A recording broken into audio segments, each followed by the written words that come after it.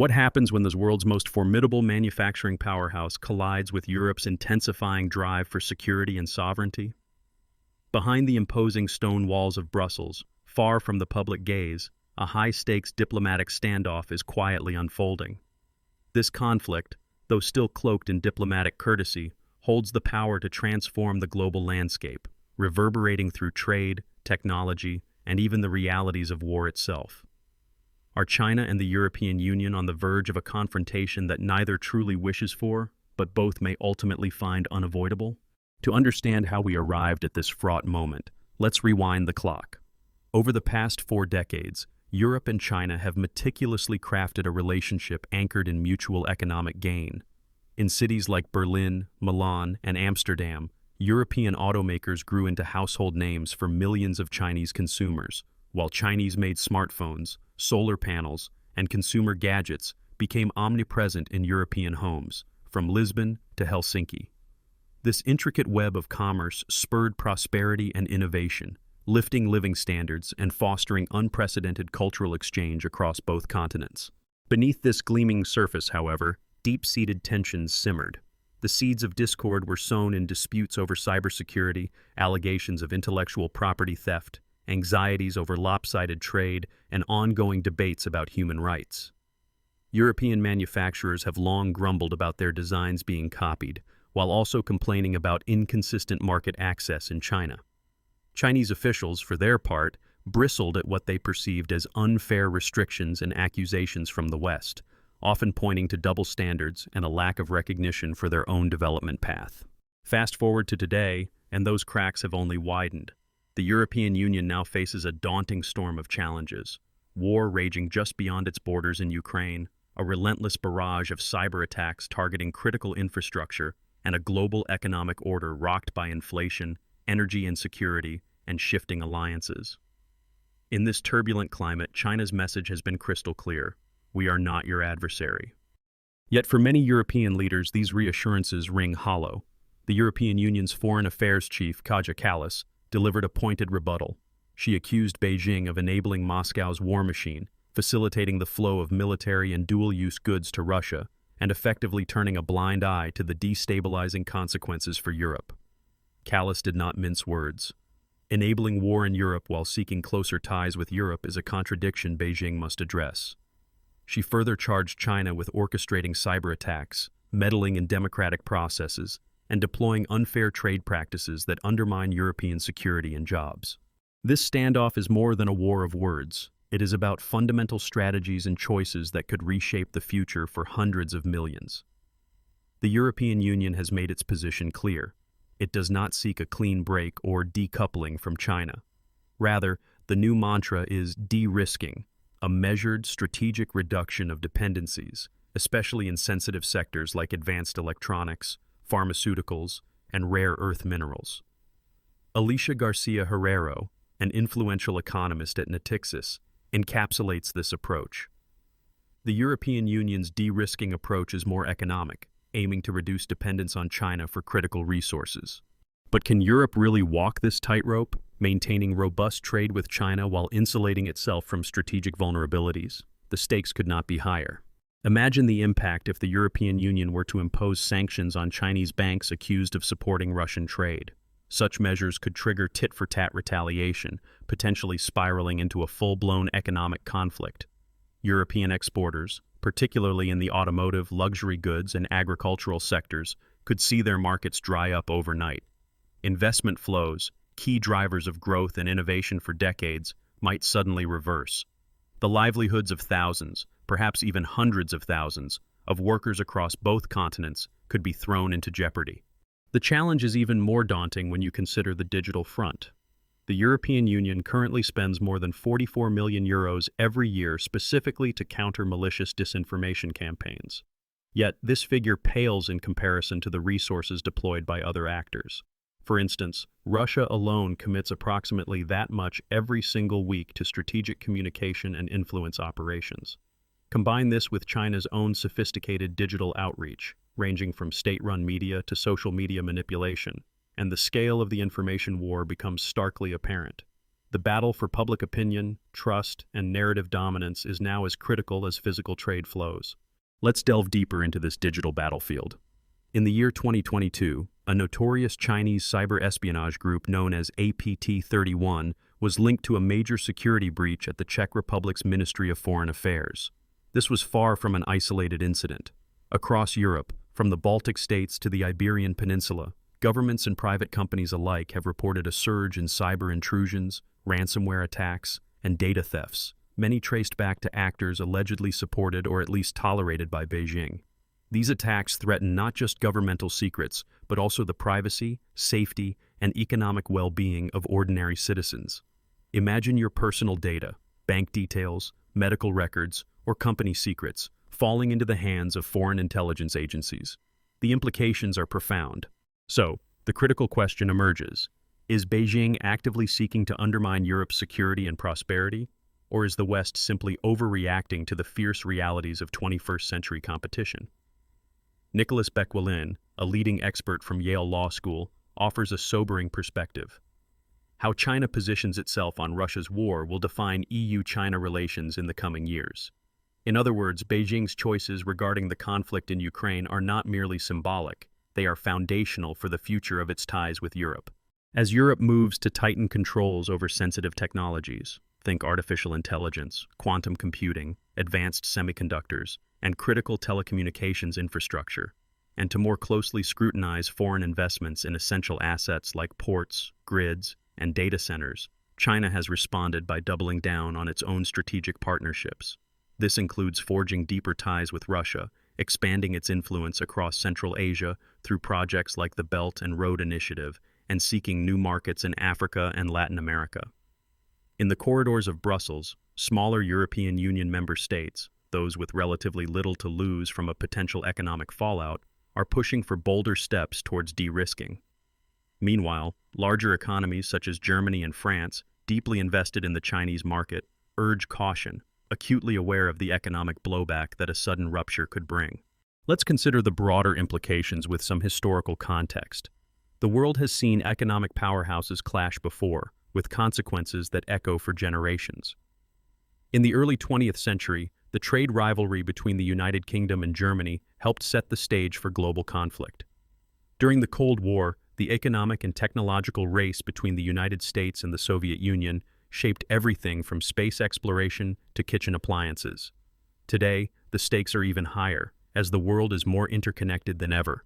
Supply chains snake across continents, financial markets react within seconds to geopolitical shocks, and new technologies, from artificial intelligence to green energy, are the new battlegrounds.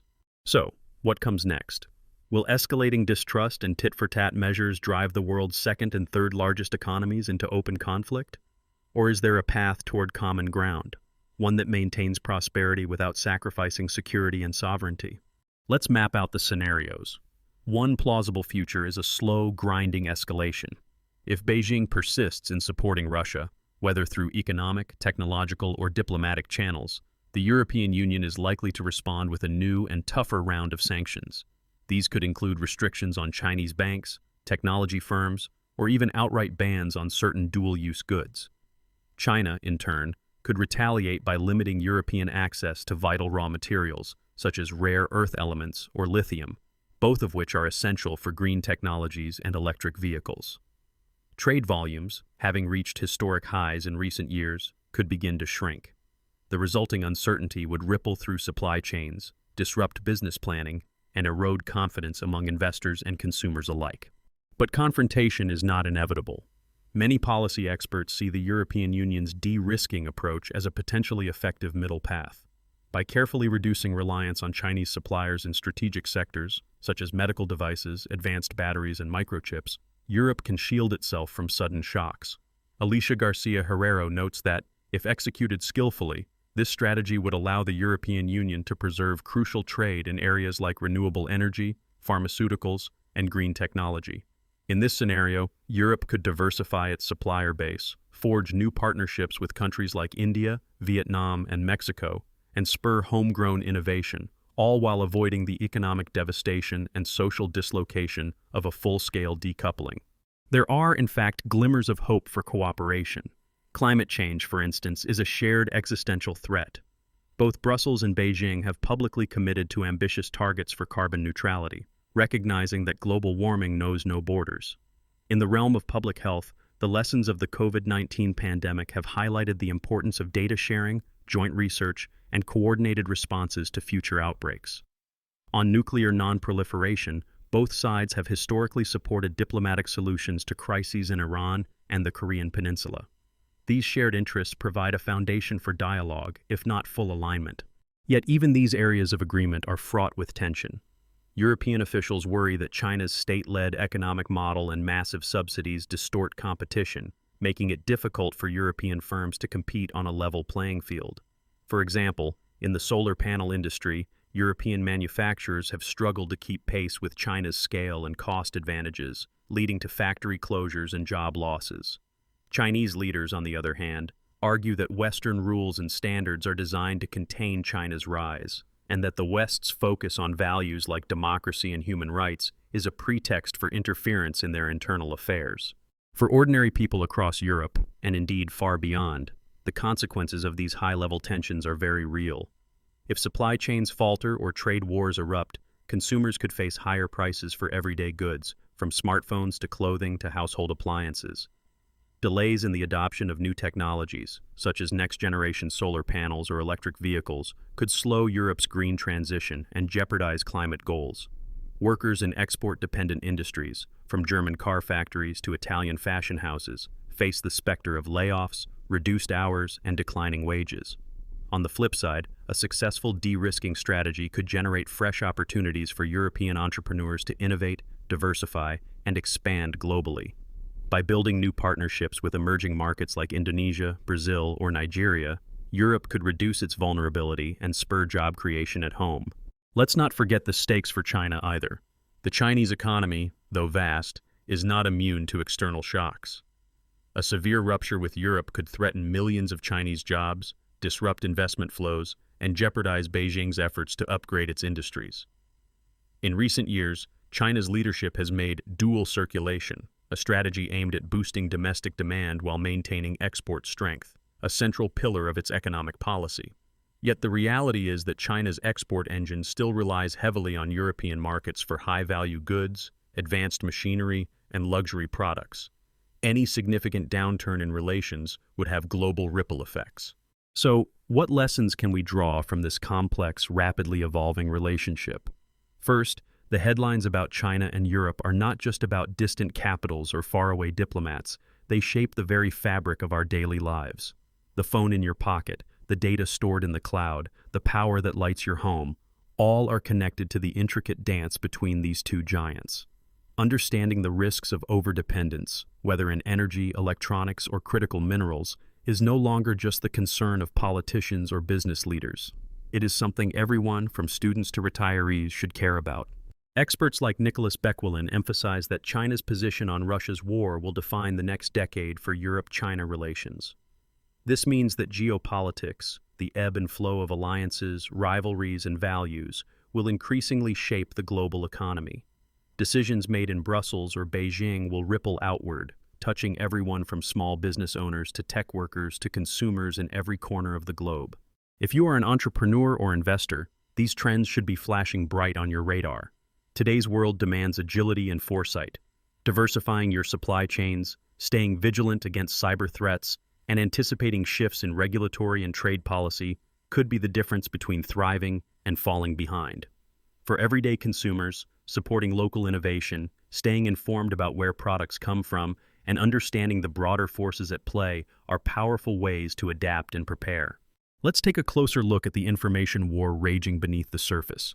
While the European Union spends roughly 44 million euros annually to counter disinformation, Russia alone invests at least that amount every single week in strategic communication. Over the course of a year, that means Russia's spending on information campaigns overshadows Europe's efforts by a factor of more than 50. China, too, has massively expanded its digital influence operations, using state-run media, social platforms, and covert online campaigns to shape narratives, sway public opinion, and advance its interests. These efforts are increasingly sophisticated, leveraging artificial intelligence, bots, and deepfake technology to blur the line between truth and propaganda. In this new era, the struggle is not just for markets or resources, but for hearts and minds, the ultimate currency of power. Is a major confrontation between China and the European Union inevitable? The answer, at least for now, is not necessarily. The stakes are immense, economically, politically, and technologically, but so are the incentives to step back from the brink. Both sides have far more to lose than to gain from an all-out economic or diplomatic rupture.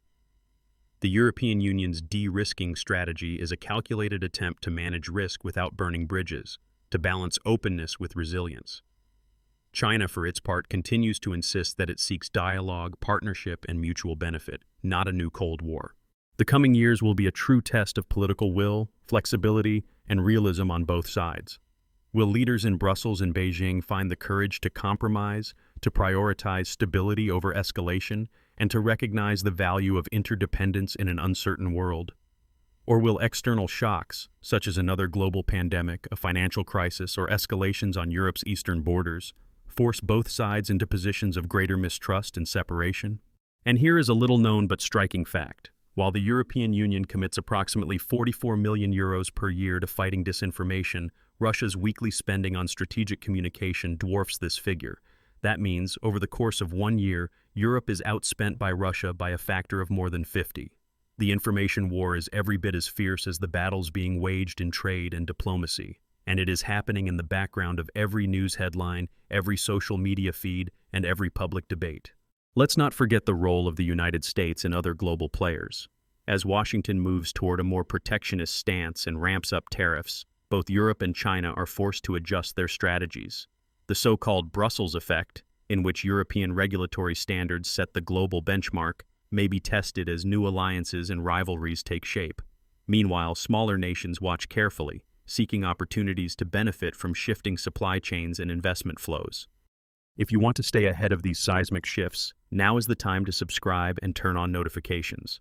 On this channel, we will keep bringing you the inside story as this great economic power play unfolds, offering analysis, expert insights, and practical advice for navigating a rapidly changing global landscape. So, what do you think? Is the world on the verge of a confrontation, or can Europe and China find common ground and build a new era of cooperation? Share your thoughts in the comments below, and let's keep this vital conversation going. The future is being written now, by leaders, by entrepreneurs, and by each of us. Stay informed, stay engaged.